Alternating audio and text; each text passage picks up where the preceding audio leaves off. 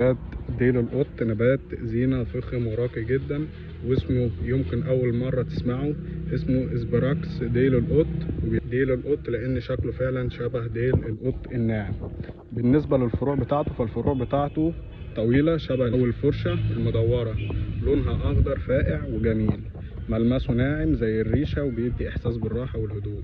الفروع بتطلع منه بشكل مفرود او نازل متهدل. طبعا لو انت معلقه في قصيص حاطه جنب الشباك. ديل القط بينفع في الاماكن الداخليه زي الصاله او الاوضه، وبيحب الاضاءه القويه غير مباشره، وممكن تحطه في بلكونه فيها شمس خفيفه، بس خليك حريص من حراره الشمس المباشره. نبات ديل القط بيحب التربه تكون رطبه بس مش مبلوله زياده، يعني نروي لما التربه من فوق تنشف شويه، وما نغرقهوش عشان ما نعملوش تعفن في الجذور. طبعا ديل القط بيحب الجو المعتدل وبيحب شويه رطوبه حواليه.